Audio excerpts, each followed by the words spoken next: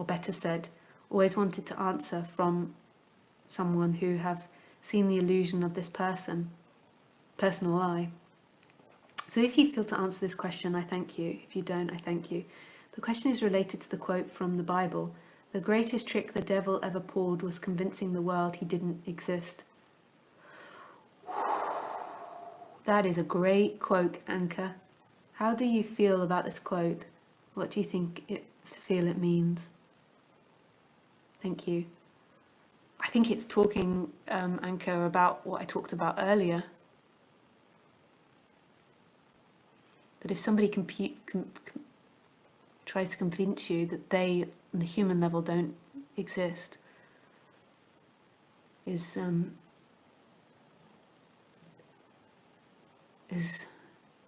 there to manipulate you big time.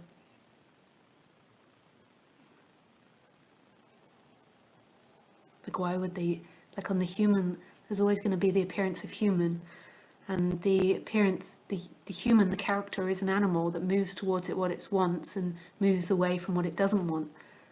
And to convince you, for somebody to convince you that they have no wants or desires and that they don't exist and that everything is an act of God is like an ultimate manipulation tactic. Because they do, on the human level, have wants. And they do have human karmas. With a body comes karma. Always. There will never be a body without karma. So for somebody to say that they are God speaking, like obviously it is God speaking, so that is true, but to say that there is no character or personality structure there is a manipulation. It's like to try and convince you that they're a perfect person or a perfect representation of that stillness, that they are nobody, is very deceptive. It is the devil energy.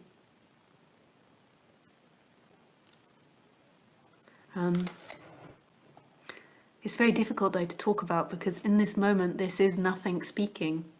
So there isn't a Lisa here speaking, there is nothing speaking, but it comes through this character of Lisa. And denying that character of Lisa, that colour of Lisa, is, if you deny that, that's where the abuse potentially comes. So Lisa has desires and wants. Somebody that says there is nobody says they have no desires and wants, but then they're like, but come and suck my dick. God's told me that I need to have sex with you. I mean, it's so, God tells me that I need to have sex with your child. It's God's word. Come on. I don't understand how people could be so stupid. Well, I was. I once got told by a guru that in order to get past my sexual issues, I had to have sex with them. And I got to a little bit of kissing and a little bit of foreplay before I was like, and on the ultimate level, if you see everything as a teaching, it was really profound. But that was total manipulation on their behalf.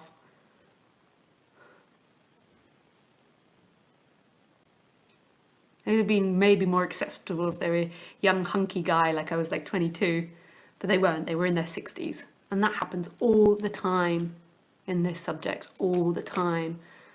People that are doing that are power hungry. They might have even had an awakening, but their personality is a predator on the human level. And a predator is one that doesn't have empathy and conscientiousness. And so they're the types that will say that to people. I can safely say that I've never said, I will have sex with you and it will bring you enlightenment or bring you free of your dynamics. I have, however,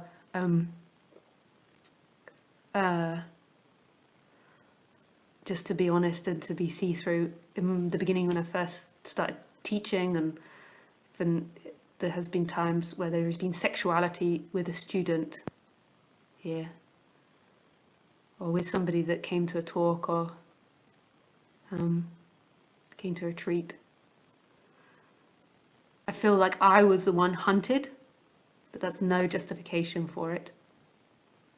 I see now that that wasn't appropriate, but I do feel like I was hunted. It's funny being a woman and being the other side, but it's no justification. I just didn't realize the effect that that has. That, like how, like in the beginning when you first start speaking, you don't realize like how much power you hold, and with power comes responsibility, and you have to learn from that. Yeah. So I admit that humbly, and you can now decide whether you stay listening or not. But I just didn't, there's no excuse for it. Like, I don't mean to make excuses.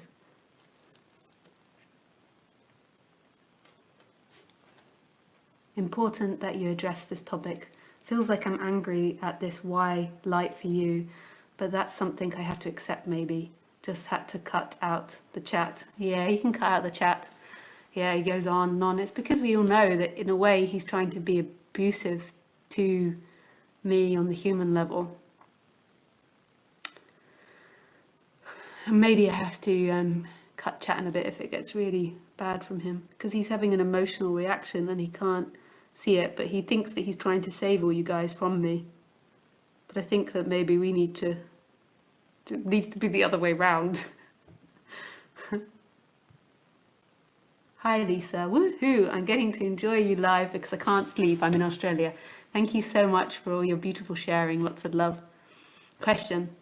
I have so much confusion around the paradox of God and perfection flowing through this body-mind, and yet this body-mind does and says things that are not always perceived as kind and loving, and yet what I'm saying is my truth in that moment.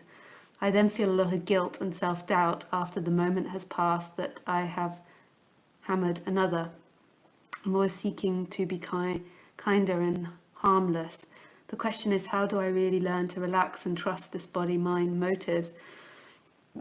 That is what I feel, and does it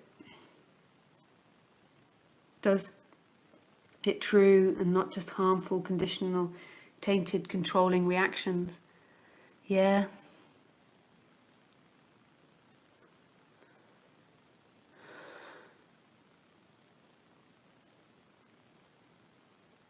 I think this is something you're never going to know, and in a way that's beautiful, because it means that you always have to keep a check on yourself. Like there's always going to be a looking, like a reflecting on your behavior, and I think that's a good thing, not just for you but for everybody. But yeah, sometimes things can come out really harshly from me to people, and you just have to keep reflecting and reflecting. You know, so if I come out and I'm really harsh to someone, I'll say it all because that's what's instructed, but then afterwards I'll reflect on that and see. It's so complex though, dynamics with people. It's really complex. It always keeps you looking, like to see what's happening. So the ultimate truth is to know who you are, which is this expansiveness.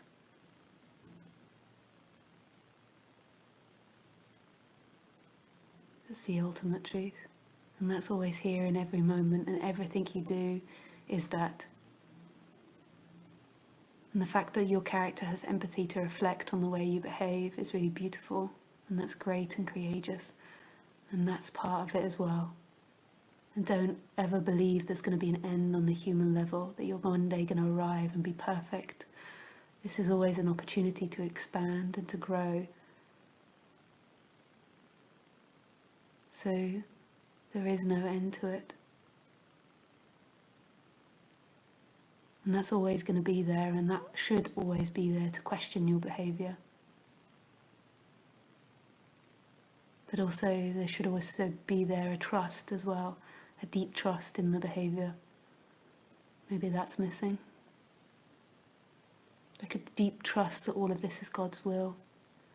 All of this is happening.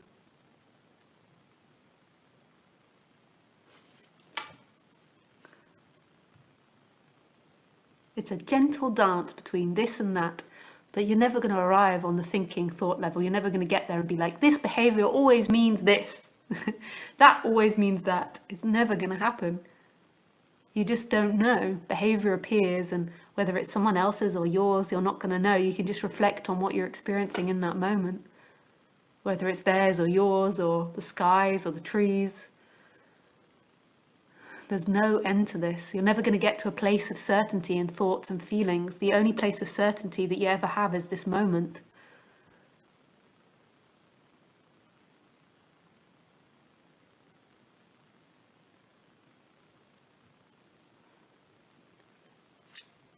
Thank you for your response. There's a bit of a delay, but I'm here with you in and as this moment, and I'm so grateful I found you. You're the first non-dual teacher I've resonated with so strongly. Hey Amy, that's sweet. Henry. I don't know if I've got that much longer left on my phone. I'm doing it from my phone and it just said 20% battery left. So if I do suddenly disappear, I've run out of battery.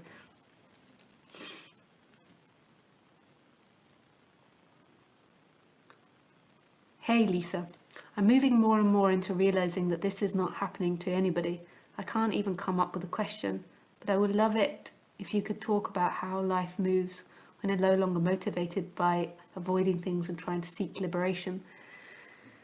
So when you're in seeking, there's always this belief and this energetic agitation that believes that happiness comes from pleasure, that freedom comes from pleasure, that when you arrive at the next pleasure, seeking will disappear, you'll be at home.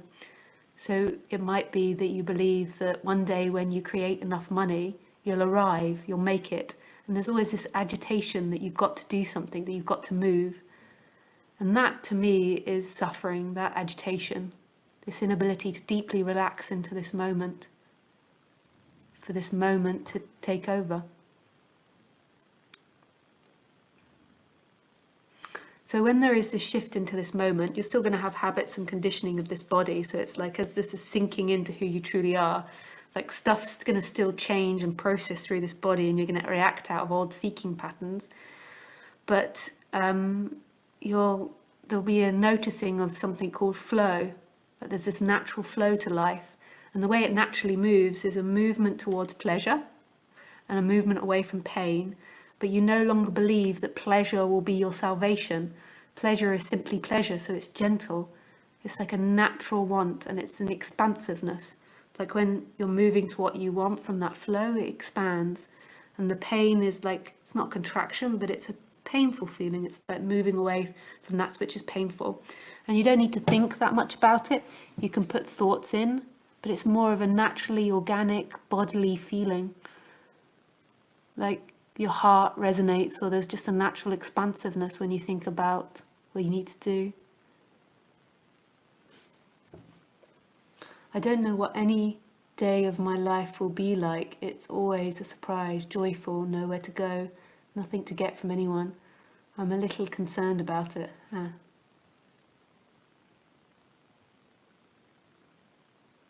I think if you follow love, like you truly commit to love, then everything will work out. It's like, how can it not if you're following love?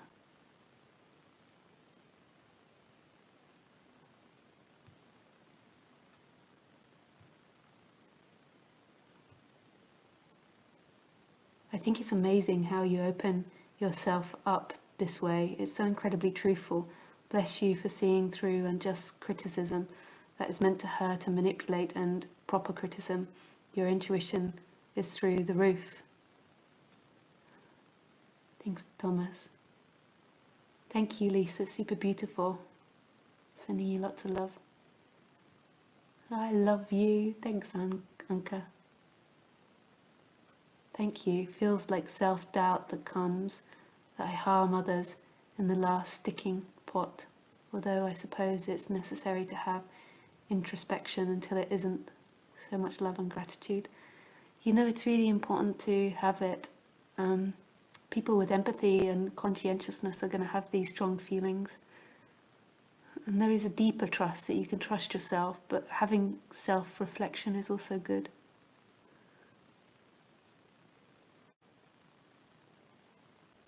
But the thing is the biggest point to it is that you're never going to get to this point of finish where you're suddenly like, I can trust myself, because that's a thought that will come and go.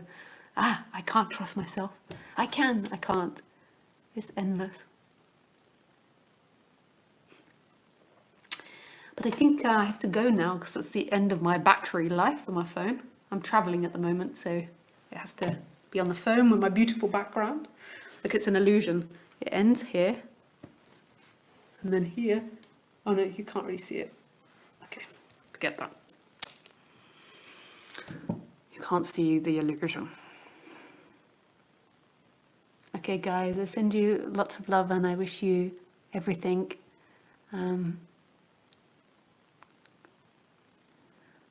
Yeah.